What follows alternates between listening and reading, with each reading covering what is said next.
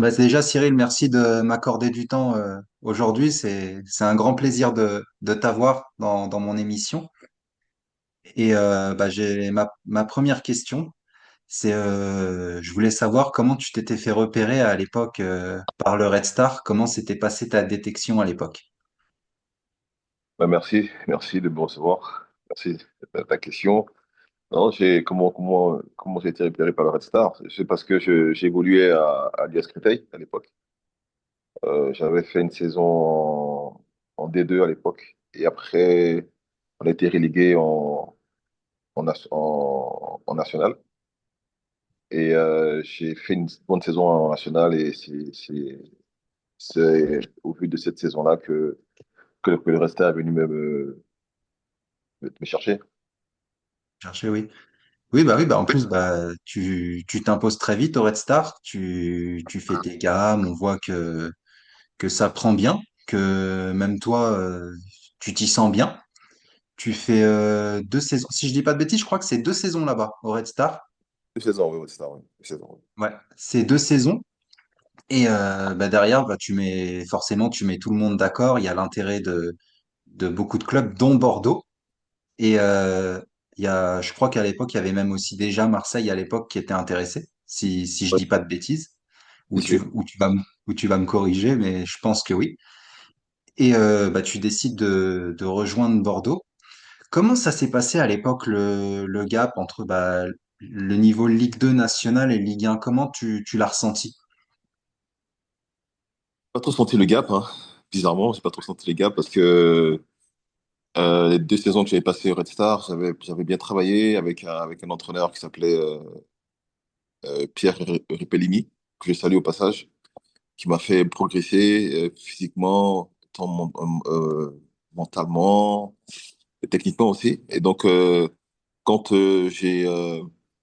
quand j'arrive à Bordeaux, les premières séances d'entraînement, c'est des footings au départ. Donc, au footing, j'étais pas mal. À la course, j'étais pas mal. Et puis, nous sommes allés sur l'aire de jeu. Et à l'époque, c'était un nouveau groupe qui se recomposait. Il y avait Ibouba, il y avait Stéphane Ziani, Jean-Pierre Papin, Yohan Mikou et tous et consorts. Mais mais tout de suite, à la première séance d'entraînement, que je me suis senti dans mon assiette. Donc, dès l'entrée, dès la première séance d'entraînement, j'ai pris mes marques, quoi. J'ai pris mes marques parce que je savais que moi, je venais de la Ligue 2 et il fallait que moi, il fallait que je me pose d'entrée. Et donc, c'est ce qui m'a facilité la chose parce que quand tu arrives et que tu te retrouves au milieu de certains joueurs qui ont quand même d'expérience au niveau de la Ligue, de la DD1, pardon, la D1 à l'époque, c'était la D1, c'était pas facile. Voilà, et donc, il fallait d'entrée que je me pose et que je montre que j'étais présent, quoi. Et que je n'étais pas à Bordeaux juste pour faire de la figuration. Oui, oui, bah oui, bah c'est vrai. Bah en plus, on le voit parce que bah, vous avez fait aussi enfin, une belle saison à Bordeaux. Il y a eu une finale de la Coupe de la Ligue et une belle troisième place. C'est ça. Euh, enfin, quel est ton meilleur souvenir, toi, du côté des Girondins de Bordeaux? Oh, Bordeaux, c'est déjà mon meilleur souvenir à Bordeaux, c'est déjà mon premier match. C'est parce que Oui. ça signait mes débuts en D1 à l'époque. MDR. C'était mon premier match en D1 contre Le Havre, je me rappelle. On a gagné 1-0. C'était un but de Jean-Pierre. Non, c'est pas Jean-Pierre.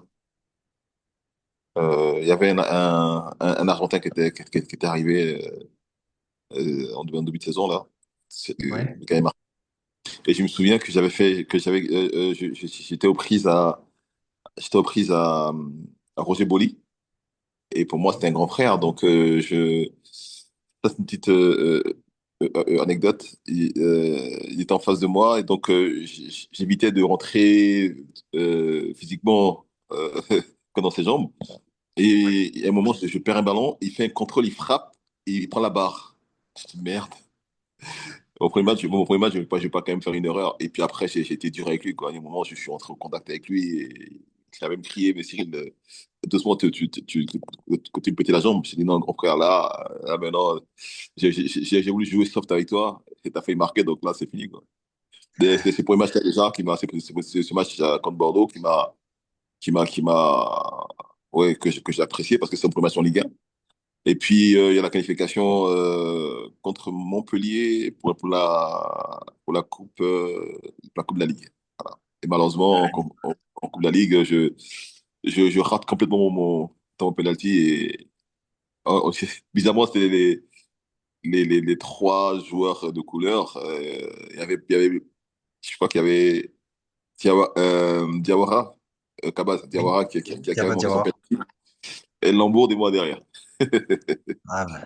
Il Ah, y a des années comme ça, c'est de ah, la faute, t'as pas de chance. Mais c'est- même comme on voit, enfin, même là, enfin, Red Star avant, Bordeaux, et ouais. là même encore un autre gap, parce que bah, l'Olympique de Marseille, comment à ce moment-là, qu'est-ce qui te vient à ton esprit quand l'OM s'intéresse à toi, quand tu vas pour aller à l'OM? Est-ce que tu es méfiant un peu du contexte marseillais, de la pression, ou est-ce que vraiment tu y vas pour toi, c'est une suite logique et au contraire, t'es motivé et t'as envie d'affronter tout ça? Mais déjà, comme vous le disiez tout à l'heure, avant que j'aille à Bordeaux, il y avait, quand j'étais au Red Star, il y avait Metz qui voulait que j'aille et Marseille. Et Oui, c'est j'avais vrai. même eu à discuter avec Marcel Diep à l'époque, et qui me disait ben, qu'il souhaitait que je vienne à Marseille. Et je lui avais dit, ben oui, moi j'étais partant pour Marseille. Et finalement, j'ai signé à Bordeaux. Marseille, quand j'arrive à Marseille, oui, j'arrive à Marseille, c'était Marseille. Marseille, c'est la pression, un club mythique. Comme Bordeaux, d'ailleurs. Bordeaux, Oui, c'était l'un des meilleurs clubs français à bien l'époque. sûr. Donc, quand j'arrive à Marseille, ben, c'est simple, hein, je devais être sur ma lancée avec Bordeaux et puis confirmer encore plus à Marseille. Donc, quand tu arrives à Marseille, on sait qu'à Marseille, il y a la pression et on sait qu'à Marseille, on ne laisse rien passer et il faille être concentré du début jusqu'à la fin. Et donc, moi, quand j'arrive avec Roland Courbis, paix à son âme, qui m'a beaucoup drivé pendant ma carrière. Euh, donc, j'arrive à Marseille avec Roland et Colter, avec qui j'étais à Bordeaux. Oui, Donc, on a à cœur de s'imposer à Marseille, évidemment. Mais moi, quand j'arrive, mes premiers matchs, on me fait jouer à droite. Roland me fait jouer à droite. À droite, je crois qu'il y avait devant moi, il y avait Claude Makalile, oui. et, Ah oui. qui jouait sur le côté. Qui jouait sur le côté. Donc, la manette ne prenait pas trop parce que Claude, c'était plus un milieu quoi, qu'un faux Un ailier. ailier. Voilà, et donc moi je dis à Laurent, coach, il faut que tu me remettes tu me remettes dans l'axe pour que je puisse mieux m'exprimer. Et puis donc il m'a compris. Et de là, après ben, j'ai fait deux belles saisons et qui m'ont permis après de partir. Voilà. Oui, bah en plus, enfin, c'est vrai que tu fais enfin, de belles saisons. Malheureusement, pas de titre, mais des belles émotions. Il y a une deuxième place avec un titre perdu, malheureusement, et une finale de Coupe d'Europe. Comment tu juges tes années marseillaises? Comment tu les juges? Est-ce qu'il y a un souvenir notable pour toi? Est-ce que tu en gardes une belle expérience? Est-ce que tu es mitigé dans le sens où peut-être il y a un petit regret dans le sens où on se dit peut-être il y avait peut-être quelque chose à aller chercher en plus ou pas spécialement? Oui, Marseille, c'est Marseille qui me dévoile vraiment au monde. Au monde, Oui, voilà. J'ai fait de belles saisons à Marseille. Après, je suis courtisé par des clubs italiens, des clubs anglais aussi.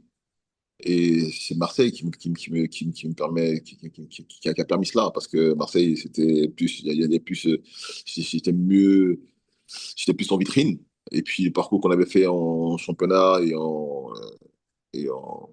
Coupe de code UEFA a permis que je sois vu. Et Marseille, ben, je dois pratiquement beaucoup à Marseille parce que c'est là-bas que j'ai pris plaisir. J'ai pris plaisir à Marseille, j'ai progressé encore, je me suis encore plus affirmé et oui, je faisais partie des tauliers quoi, de l'équipe. Et malheureusement, ce titre-là, on le perd pas face à Nantes. On l'a perdu chez nous contre Lyon, parce qu'on fait match nul contre Lyon. Si le match de Lyon, on le gagne, ben on est champion, quoi. Ouais, Et c'est vrai. puis, et puis cette finale où on tombe contre Parme, où Parme était au-dessus de nous, parce qu'on avait été quand même handicapé de 5 voire 6 joueurs pas titulaires. Donc, quand tu vas, c'est pas manquer de respect aux autres. Et quand t'as plus Ava, quand t'as plus Dugas, quand t'as plus, je pense que Peter aussi. Et donc, Ouais. ça faisait beaucoup, parce qu'on avait une équipe vraiment solide.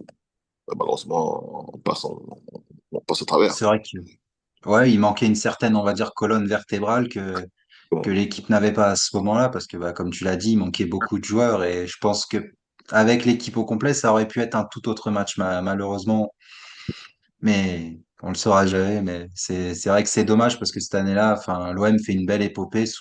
Enfin, je me souviens aussi surtout du match contre Bologne et le penalty que Laurent Laurent. Blanc marque en fin de match dans un match sous haute tension où je crois qu'il retire le penalty. Derrière, il te propose même de le tirer. Enfin, c'est vraiment dans une situation. Est-ce que tu peux nous expliquer un petit peu? Oui, il y a ce penalty-là.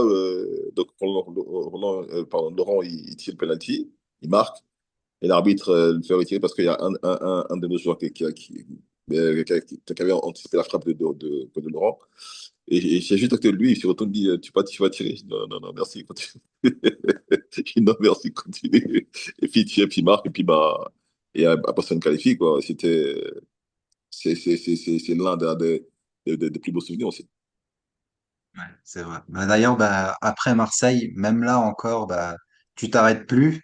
Et comme tu l'as dit, il y a beaucoup de clubs qui s'intéressent à toi. Là, l'OM te met en lumière. Il y a eu les parcours en Coupe d'Europe, forcément. Et bah, tu choisis l'Inter comme destination. Donc, très belle destination, le meilleur championnat. Pour moi, c'était vraiment le meilleur championnat à l'époque. Et qu'est-ce qui t'a motivé vraiment à aller à l'Inter? Est-ce que c'est le fait qu'à l'époque, c'était beaucoup Catenaccio et que tu savais que tu allais progresser en tant que défenseur? Ou à ce moment-là, vraiment, il y avait une autre raison pour laquelle tu voulais aller à l'Inter que peut-être tu voudrais nous dévoiler? Pourquoi l'Inter? Euh, Parce que j'ai senti que le club me voulait, réellement, parce que j'avais ma première saison à Marseille, j'avais eu une rencontre avec l'Inter. Quand ils étaient venus jouer la finale contre la Lazio à Paris, j'avais eu un entretien avec eux au Triano Palace à Paris. Oui, Ils voulaient me rencontrer, je vais aller les voir. Ils sont venus à Paris pour la finale. En même temps, ils ont profité pour qu'on puisse échanger. Et donc, cette saison-là, en fin de saison, je devais partir. Et puis finalement, je sais pas ce qui s'est passé. Donc, je continue ma saison, ma deuxième saison à Marseille. Et j'entendais que l'Inter souhaitait que je vienne là-bas.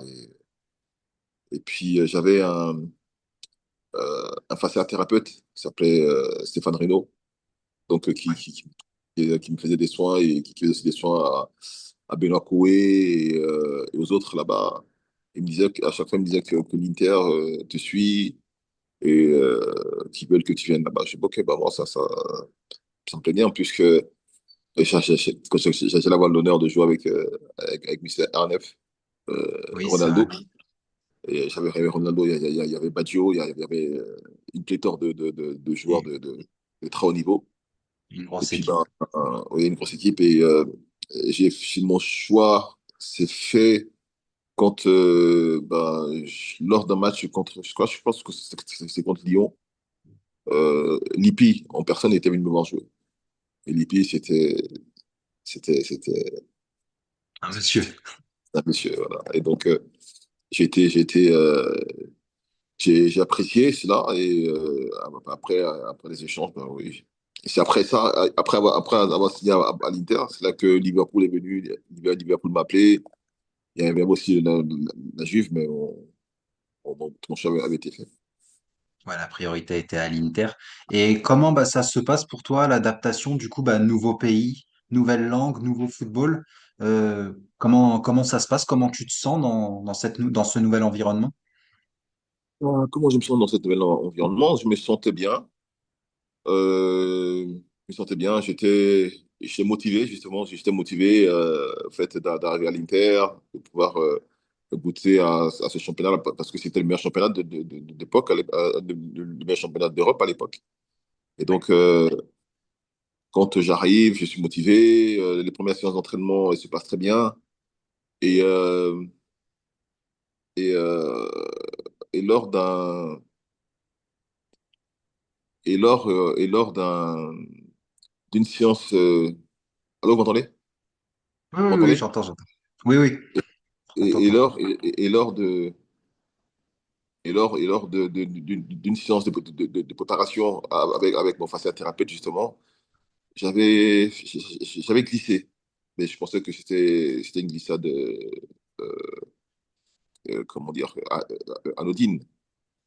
Oui. Et donc, quand je reprends les entraînements, les premières séances à l'entraînement, à l'Inter, c'était très, très dur. C'était physique, physique, physique, physique. Et j'ai commencé à sentir une douleur dans l'aine au niveau des adducteurs. Et pour moi, ça allait passer. Et donc, plus les charges étaient importantes, et plus la douleur s'intensifiait. Et donc, j'ai fini la préparation, je fais des matchs amicaux, je suis bien. Je suis pas très, très bien. Je n'étais pas à l'aise parce que j'étais gêné par cette douleur. Et puis, le début de la saison, bah, j'ai une grosse pubalgie.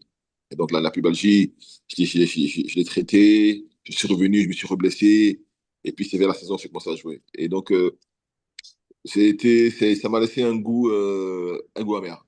Un goût amer parce que j'avais les qualités et le potentiel pour faire une bonne saison. Et en fait, saison, quand j'ai commencé à mieux me sentir, j'ai fini la saison. Donc, j'ai perdu pratiquement 6 mois à traiter, à traiter cette pubalgie. Et puis, j'ai eu la chance de tomber sur un grand monsieur qui m'a redonné, qui m'a qui m'a qui m'a requinqué. C'est Philippe Boixel, que j'allais voir, qui m'a requinqué, et qui a permis que je puisse après bien finir ma saison, quoi. Voilà. Donc, Ouais, bah, mon passage à l'Inter est un peu mitigé parce que j'ai traîné une blessure pendant pratiquement 6 mois. Et c'est pas facile, quoi. Voilà. ouais, j'imagine que cette blessure a dû beaucoup être handicapante. Mais comme tu le disais, t'as été à l'Inter, t'as Ouais, côtoyé bon nombre de joueurs, t'as cité Ronaldo R9, t'as cité Baggio. C'est ouais. lequel vraiment qui t'a le plus impressionné? Parce que quand on arrive, je pense là-bas, enfin, t'as dû voir des choses à l'entraînement que, en tant que défenseur, vraiment, lequel t'a le plus impressionné? Les clubs qui m'ont plus impressionné, ils étaient tous beaux, ils étaient tous bons. C'était tous d'un niveau stratosphérique, je dirais. Euh, ben, celui qui m'a impressionné devant le but, c'est Vieri. Oui, Christian Vieri, Christian Vieri. c'était une belle de travail. Devant le but, non, c'est un monstre devant le but. D'une adresse sans pareil. Toute frappe, toutes les frappes, elles partaient dans lucarne, mais puis avec une puissance.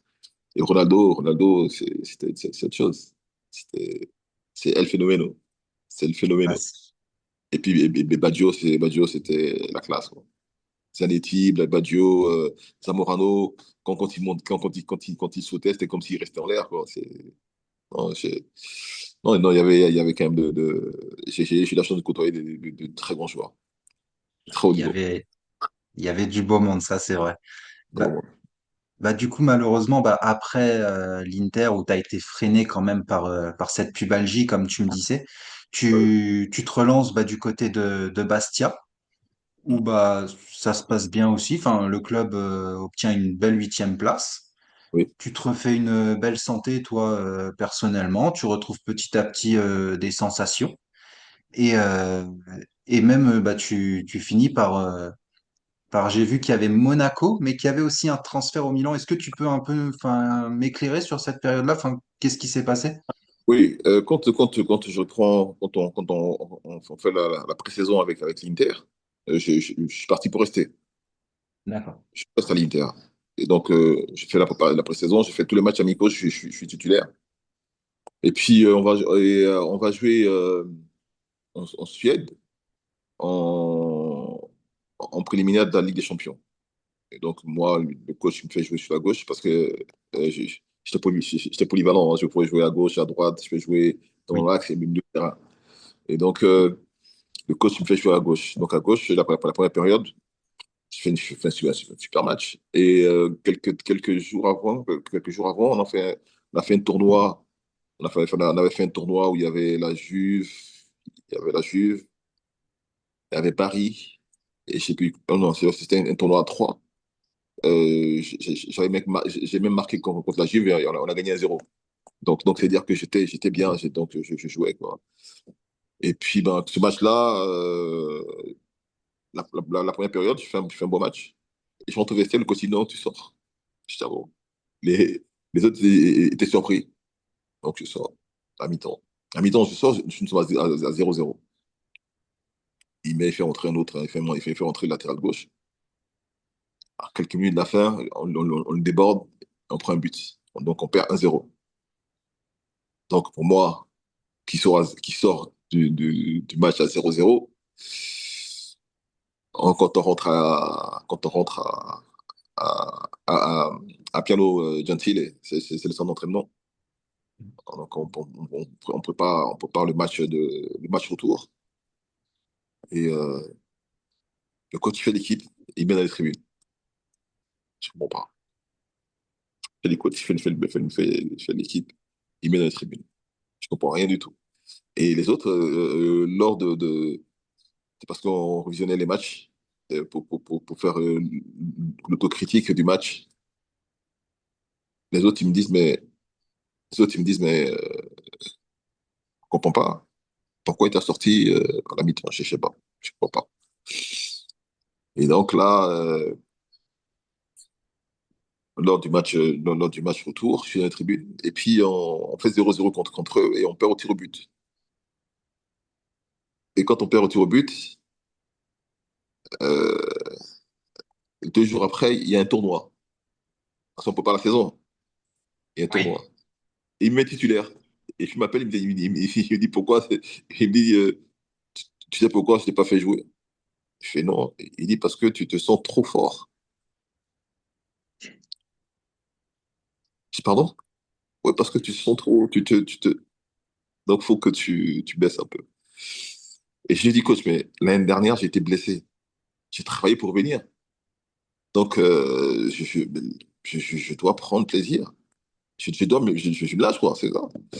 Et il dit non, non, tout ça. Et non. Puis donc j'ai fait le match, j'ai fait ce match-là, je suis titulaire. Et après, on fait tous les matchs qu'on fait, je suis titulaire. J'ai fait même la finale, la Super Coupe d'Italie. Après, on fait un match en Coupe d'Italie. Ouais, en Coupe d'Italie contre Lecce à l'époque. On gagne là-bas. Et puis je dis, bon, moi, je m'en vais. Il dit quoi? Il dit, pourquoi tu pars? Je dis, non, parce que j'ai besoin de jouer. Il me dit, mais si, moi, cette année, cette année, je vais te faire jouer. Et j'ai dit, mais écoute, non, je vais partir. Et puis, ben, c'est là que je pars à Bastia. Je dis, moi, à Bastia, je vais faire une saison. Je crois que c'est après que j'ai appris qu'il y avait Arsenal. Mais j'avais reçu un document, mais que j'avais négligé. Mais c'était une proposition. Et puis, ben, j'ai pas fait attention. Je suis parti à Bastia parce que j'avais envie de faire une saison entière. Voilà. Et donc, D'accord. quand j'arrive à Bastia, au bout de 3 4 matchs, le coach, pardon, le coach, mince, le coach Fred Antonetti m'appelle dans son C'était bureau. Antonetti?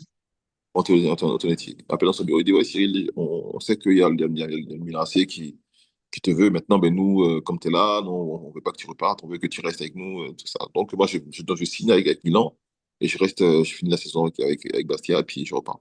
Et puis, ben, ça a noté que c'était l'une des meilleures saisons de Bastia parce que Bastia n'avait jamais terminé huitième du championnat. Et on avait quand même un bon groupe avec Fred May, euh, Pierre-Yves André, Yann Lachueur, le petit Essien qui commençait, Oui, Michael Essien qui commençait. Michael On avait, Essien. ouais, on avait un très bon groupe.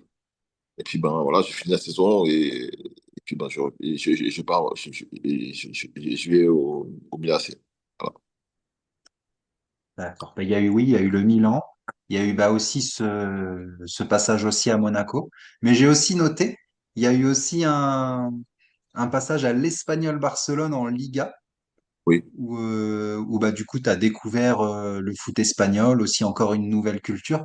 Comment tu as jugé le foot espagnol et la découverte de ce nouveau football? Comment tu te sentais dans ce championnat et dans cette nouvelle équipe? Pour dire la vérité, j'ai pris plus de plaisir en Espagne. D'accord. Ah oui, c'est l'un des meilleurs footballs. À l'entraînement, tu prends plaisir. Pendant le match, tu prends plaisir. C'est, j'ai pris vraiment pris plaisir en Espagne. Allez, à part Marseille, l'Inter, oui, mais l'Espagne, j'ai vraiment pris plaisir parce que tout était plaisir. Quand tu rentres quand tu rentres dans le stade, à l'échauffement, il y a personne. Quand tu te chauffais, il y a personne. Et quand tu rentrais au vestiaire, quand tu revenais, le stade était plein à craquer. Et puis ça jouait au ballon, quoi. C'est le tiki-taka. Quand tu es derrière, c'est le plaisir de relancer, de t'intercaler dans le milieu. C'était, j'ai beaucoup apprécié. J'ai beaucoup apprécié. J'ai apprécié le championnat français, italien et l'Espagne, c'était le Graal pour moi. Ah, vraiment, bah t'as anticipé ma prochaine question parce que c'était ma prochaine question où j'allais te demander lequel des championnats t'as préféré. Bah, du coup, bah, je sais que c'est l'Espagne. Ouais. Et bah, je voulais aussi bah, parler avec toi bah, de la sélection ivoirienne parce que tu as été aussi un homme fort de cette sélection. Il y a eu une très belle génération. Moi, je me souviens les Didier Drogba, les Bonaventure Kalou.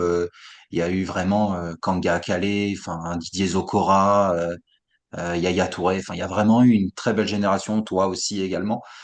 Et vous avez emmené aussi la Côte d'Ivoire à l'époque en Coupe du Monde. Je voulais savoir, enfin, quel a été ton plus beau souvenir avec la sélection ivoirienne? Mon plus beau souvenir, Black Lives, mais j'en ai eu plusieurs. J'ai eu plusieurs Ouais. beaux souvenirs. Voilà, mon plus beau souvenir. Mon premier beau souvenir, c'est mon premier match officiel en Côte d'Ivoire, c'était contre le Maroc. Oui. J'étais venu enfin, pas match amical, mais mon premier match officiel, c'était contre le Maroc. C'était les qualifications pour la Coupe d'Afrique 96 en Afrique du Sud. On avait joué ici à Abidjan. Le stade était plein à craquer. Un stade comble. On avait joué à 16h, mais à partir de 10h, le stade était déjà rempli, pratiquement. Et puis voilà, c'était mon premier match officiel. Mon second bon souvenir, c'est quand on quand on se qualifie pour la Coupe du Monde. Oui. Ouais, quand on se qualifie, 2006. ouais, 2006. On avait un groupe de très haut niveau. Oui. Euh, les, les, les places étaient chères. Tout le monde méritait de jouer. Parce que le président Jacques Kanoma et son comité exécutif avaient pour objectif d'emmener la Côte d'Ivoire au mondial. Et ça a été une réussite. Et ils ont su mettre les moyens. Le président d'alors avait su mettre les moyens, avait su accompagner l'équipe. Et puis, bah, nous, on a su donner le meilleur de nous pour pouvoir rendre cette monnaie-là au peuple ivoirien. C'était de se qualifier pour la Coupe du Monde. Et puis surtout, en tout cas, je sais pas Coupe du Monde, on avait été finaliste de la Coupe d'Afrique en 2006 aussi. Oui, c'est vrai. C'était- voilà. C'est des beaux souvenirs que j'ai gardés. Et quand, euh, quand, euh, quand on rentre de la qualification de la Coupe du Monde, de l'aéroport à l'époque, on mettait quoi, à peu près ouais, 30 minutes à peu près pour rejoindre, parce on devait aller au palais présidentiel, on a mis pratiquement 2 heures. 2 heures. la rue était remplie de monde, le peuple était tellement heureux. On voyait des enfants pleurer, des mamans qui pleuraient de joie, quoi. Parce qu'on avait perdu ça à Abidjan et on nous avait donné comme éliminé. Et comme je dis toujours, hein, le dernier mot appartient à Dieu. Voilà. Et le Seigneur Dieu nous a permis de pouvoir se qualifier et d'apporter cette joie au peuple ivoirien. Et pour moi, c'est quelque chose de très important. Ouais, c'est vrai, bah surtout qu'en plus c'était, je me souviens, un match un peu sous haute tension. Il y avait la confrontation contre le Cameroun avec le penalty loupé en fin de match par, si je dis plus de bêtises, je sais plus, je me souviens plus de son nom, mais je crois que c'était Womé Bien, qui ouais. avait loupé Bien, ouais, c'était en plus, Pierre mon Womé ami, mon où on vous ami. voyait tous à l'époque en train de regarder les écrans à prier. Moi, j'ai encore cette image-là où vraiment, enfin, c'était, puis en plus, vous arrivez dans le groupe de la mort en Coupe du Monde. Enfin, et je crois qu'il y a les Pays-Bas, euh, il y a l'Argentine, non, cette année-là, je crois, avec vous. Et Serbie, Et la non? Ser- et la Serbie, oui. Et la Serbie, oui, vous arrivez dans un groupe de la mort. Enfin, je me souviens, enfin, dans une qualification, comme tu as dit. Et est-ce que je crois que c'est ce jour-là où il y a Didier Drogba et vous, enfin, qui réclamaient, entre guillemets, la fin de la guerre, enfin, je sais plus si c'est cette Oui, époque-là ou si c'est dans les oui, périodes-là. c'est juste après le match au Soudan, quand on passe le message. Et ouais, c'était ce jour-là. On disait que nous, on avait joué notre part. Oui. On, on avait joué que notre partition, c'était de qualifier l'équipe. Et puis maintenant que les politiques puissent s'entendre pour qu'il y ait la paix. Mais je pense après, bah, après la paix est revenue. Oui, c'est vrai, bah, c'était un geste fort quand même à l'époque et vous aviez réussi. Et pour moi, vraiment, il n'y a que le foot qui peut faire ça et c'est très louable à Didier Drogba et à vous d'avoir permis à ce qu'il y ait la paix en Côte d'Ivoire et que après, enfin moi je me souviens, vous étiez accueillis un peu comme des héros, des ministres et c'était vraiment, on avait l'impression que le foot était vraiment avait réussi à réunir en fait le peuple ivoirien et j'ai trouvé que c'était vraiment une image forte Ouais, de la Côte d'Ivoire moi à l'époque. parce que nous, quand on jouait pour la Côte d'Ivoire, on jouait Hmm. pour tous les Ivoiriens. Et voilà, donc après ça, je crois qu'il y a eu il y a eu la paix. Ils avaient fait un événement à Boaké pour la réunification du pays. Et puis après, ben, il y a eu et les gouvernements qui se sont mis en place. Et puis voilà. En tout cas, que j'espère à mon humble avis, à mon humble niveau, qu'on a participé un peu quand même Oui, oui, à cela. vous y avez participé, vous y avez contribué. En tout cas pour moi, ça a participé quand même. Et bah, je voulais revenir sur la finale. Vous avez fait finaliste de la CAN, donc c'était en 2006. Donc malheureusement, vous perdez, si je dis pas de bêtises, je crois que c'est contre l'Égypte. Au tir au but. J'ai un doute, mais oui, je crois que c'est l'Égypte où vous perdez 1-0. Euh, J'imagine que c'était une déception, un goût amer. Mais il y a encore, c'était en 2024, la Côte d'Ivoire a remporté la CAN à la maison. Est-ce que maintenant que bah, vous faites partie du membre de la Côte d'Ivoire. Est-ce que c'était une belle revanche à ce moment-là, vraiment par rapport au trophée manqué de 2006 ou pas spécialement? Bah, bizarrement, ceux qui étaient en équipe nationale en 2006 contre l'Égypte se sont pratiquement retrouvés là en 2024, 2023. Parce qu'en 2006, il y avait Emerse Faé qui était dans l'équipe. Il y Oui. avait Aruna Denane qui était dans l'équipe. Moi, j'y étais. Et il y avait, il y avait aussi Kalou Bonaventure qui était dans l'équipe. Oui. Et on était accompagné de Alain Guaméné, qui était entraîneur des gardiens, et Ahmed Ouattara, qui faisait office de membre aussi de la délégation.